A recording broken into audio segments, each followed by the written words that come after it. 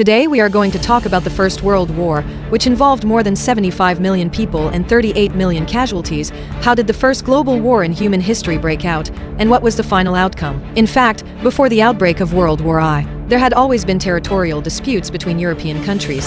After the end of the Franco-Prussian War in 1871, there have been many conflicts between Germany and France, with the rapid development of Germany's industry and military. The ambition of powerful Germany to expand abroad has also expanded, resulting in inevitable conflicts with other European powers over colonies and strategic resources, thus forming the Anglo-German conflict and the Russian-German conflict in the Balkan Peninsula in southern Europe. The Austro-Hungarian Empire and Tsarist Russia also had conflicts and differences over territorial sovereignty, and the two sides were full of gunpowder and no one was convinced, under the emergence of multiple conflicts, in order to protect their own interests and differences. European countries began to form gangs with each other, and since then, two major military alliances have emerged, namely the German-Austrian alliance and the British-French-Russian allied powers. These countries are waiting for a suitable opportunity to expand their own territory. June 28, 1914 was also Serbia's National Day. Archduke Franz Ferdinand, the heir apparent of the Austro-Hungarian Empire, who was attending the Serbian commemoration, was shot dead on the spot by a Serbian youth during his inspection in Sarajevo. This was the Sarajevo incident that shocked the world. Subsequently, the Austro-Hungarian Empire declared war on Serbia. In the following weeks, Britain, France, Germany, and Tsarist Russia also began to follow the treaty and were involved in the war one after another. At this point, the First World War officially broke out. On August 1st, Germany began to send troops to declare war on Tsarist Russia. On August 2nd, Germany declared war on France. On August 4th, Germany began to invade Belgium, a small country in Western Europe, and then Britain declared war on Germany, after facing declarations of war from multiple countries. The German top leaders also began to plan plans to invade other countries. In the choice between France and Tsarist Russia, they finally chose to invade France first, and then deal with Tsarist Russia in the east, in order to take down the French hard bone. The German army implemented the 10-Liefen Plan on August 4, 1914, and began to dispatch 50,000 troops to fight the first battle in Le Belgium. If the city can be taken, Germany can march straight in, occupy the entire territory of Belgium, and quickly advance to the northeast of France. After the outbreak of the war, facing the powerful German invasion, the Belgian army did not succumb to Germany. The Belgian army took defensive measures, took advantage of the complex terrain, and began various guerrilla tactics to stubbornly block the German army, making it pay a heavy price for every step forward. At the same time, the Austro-Hungarian Empire's attack on Serbia also made slow progress. The Serbian army fought bloody battles and caused heavy losses to the Austro-Hungarian army. In just half a month, the number of casualties in the Austro-Hungarian Empire reached 40,000. In the Battle of Liege City in Belgium, the Belgian army's stubborn resistance caused the German army to stagnate for several days. It was not until the continuous reinforcement of the howitzer unit that the German army began to use giant siege guns to bombard the defense line of Liege City. Under the powerful firepower of the German army, the positions in the Liege City fortress were destroyed one after another. As the defense line was defeated by the German army, on August 16th, the German vanguard captured Liege City with thunder. Due to the fall of Liege City, the Belgian army had no place to defend. Under the powerful offensive of the German army, on August 20th, the entire Belgium had completely fallen into the clutches of Germany. After occupying Belgium, the German army began to dispatch 7 armies totaling 2 million people to attack France in multiple directions. Von Kluck's first army advanced to the Somme River in just a few days, and the troops pointed directly at the French capital Paris. Seeing the rapid expansion of the German army, in order to ease the pressure of the British and French allies, on August 17, 1914, the Tsarist Russia dispatched a total of 400,000 troops and began to attack East Prussia, Germany, in 2 armies at the same time. Since then, the Battle of Tannenberg broke out, and at this time the German garrison in East Prussia was only 170,000. Although the Russian army had an advantage in numbers, they lacked coordination on the battlefield and fought separately. In addition, the German army had easily intercepted and deciphered Russian telegrams, and knew the Russian army's combat plans and marching routes very well, which made the Russian army's combat loopholes. In just 15 days of fighting, the German army annihilated 120,000 people, and more than 140,000 Russian soldiers became prisoners of war. On September 2nd, the Russian army was completely defeated, and the remaining remnants all withdrew from the German border. On September 2nd, in order to reinforce the German army advancing on the Marne River, the German 1st and 2nd armies gave up the attack on the French capital Paris, and fought an unprecedented large-scale battle with the British and French coalition forces on the banks of the Marne River. In this battle, the two sides invested more than 2.5 million troops, and the number of casualties reached 500,000. The British British and French high-level officials began to order the British and French coalition forces not to retreat. The British and French coalition forces fell into the Marne River like raindrops, and the British soldiers continued to fight fiercely on this land.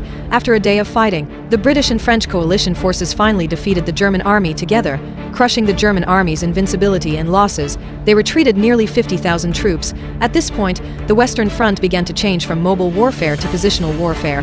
On September 18th, the British and French coalition forces finally began to attack the German army, but the German army had repaired the defensive offensive, and the British and French coalition forces fought tenaciously.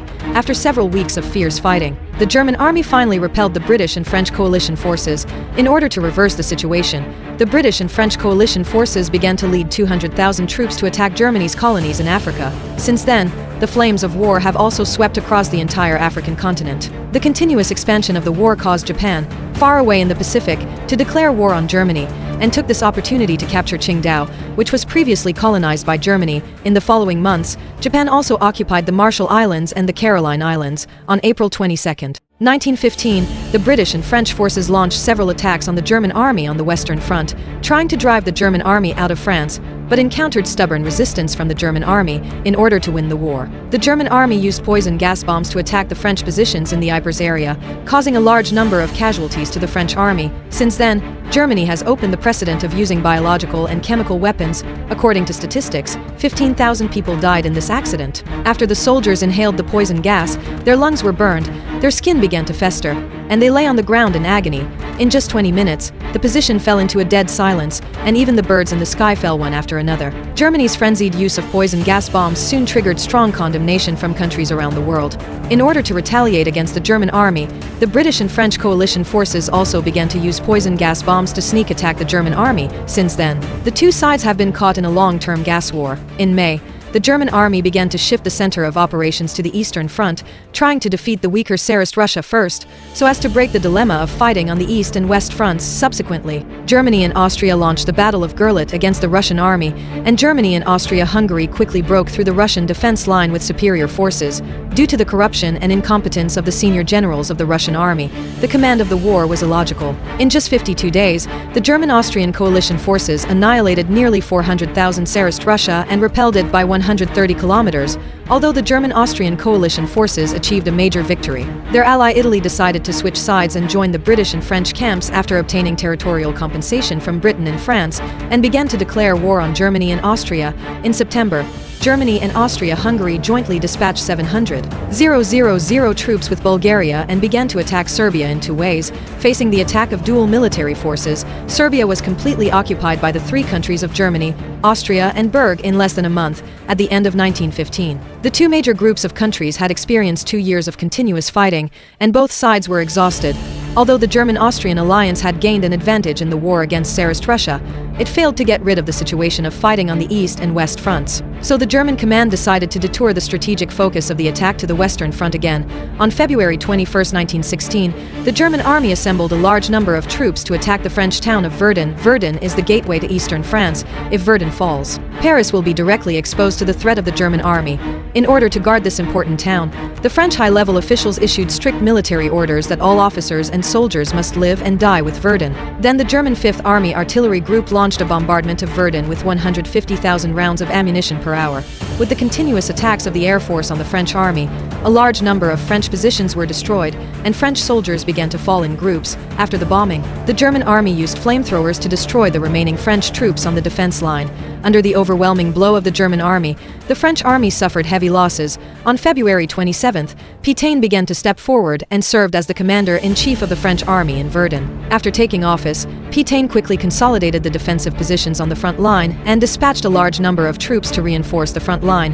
Under Pétain's careful planning, the French army successfully resisted the fierce attack of the German army. At the same time, France and Germany continued to send reinforcements to the front line, and the huge forces of the two camps launched a fierce contest on the battlefield. In this cruel war, both sides took out the most advanced weapons and equipment, from poison gas bombs to flamethrowers, from airplanes to giant artillery, and various weapons with great lethality took turns to fight, causing the corpses on the battlefield to pile up like mountains, and the wounded and officers were continuously carried away from the front line. In this battle, France and Germany invested a total of 2.4 million troops, and the number of casualties reached 1 million.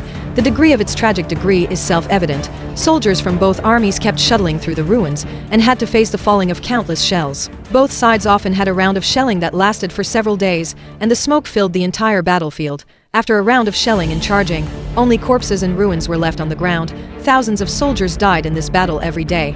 After 10 months of fighting, the French army finally won the war at the cost of 520,000 casualties, while the German army also suffered 460,000 casualties. This battle not only became a turning point in the First World War, but also curbed the German offensive, causing it to completely lose the initiative on the Western Front. On June 24th of the same year, while the Battle of Verdun was fiercely fought, the British and French coalition forces began to gather 620,000 troops to break the siege of the German army and to ease the pressure of the German offensive in the Verdun area. They launched a surprise attack on the German army in the Somme River area. Subsequently, the German army also urgently dispatched 650,000 troops to fight a fierce battle with the British and French coalition forces. Both sides were full of gunpowder, and no one was convinced. Britain began to use aircraft to assist ground combat, and the French army also put tanks into actual combat for the first time.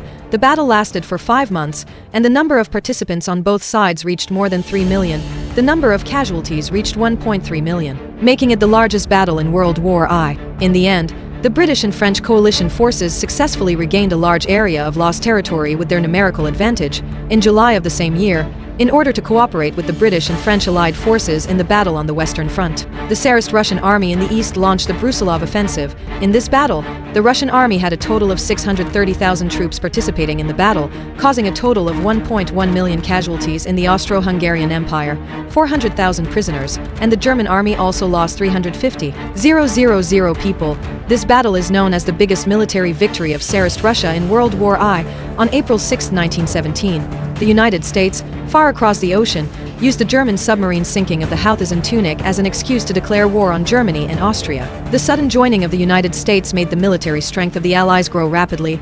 On August 14th, China's Beiyang government also responded to the invitation of the United States and began to declare war on the German-Austrian alliance, but did not send troops to Europe, but sent 150,000 workers to Europe to participate in construction. On November 7, 1917, the Bolshevik Party led by Lenin broke out the October Revolution in Russia and established the Soviet regime on the 16th, completely overthrowing the rule of the Tsarist Russia. The long-term war between Russia and Germany caused widespread war weariness among the Russian people. In March 1918, the Soviet Union signed a peace agreement with the German army. The Soviet Union ceded more than 3 million square kilometers of land, paid 5 billion war reparations, and began to officially withdraw from World War I. On July 15, 1918, the United States, Britain and France assembled 1.5 million troops and launched the Second Battle of the Marne, under the powerful firepower of the Allies. The German army was beaten without any counterattack and retreated all the way. By August, the Allies launched a large-scale counterattack, and the German front-line troops began to be defeated. The news of the defeat on the front line spread to Germany. The anti-war sentiment in the country was growing, and a large number of German soldiers began to surrender to the Allies, seeing that the general situation was gone. The Austro-Hungarian Empire, Bulgaria, and Turkey of the Allies also surrendered one after another. Seeing this, a large number of workers and people in Germany launched an armed uprising. The rebels occupied the capital Berlin in a very short time. Kaiser Wilhelm II was forced to abdicate and was replaced by the newly established Weimar Republic.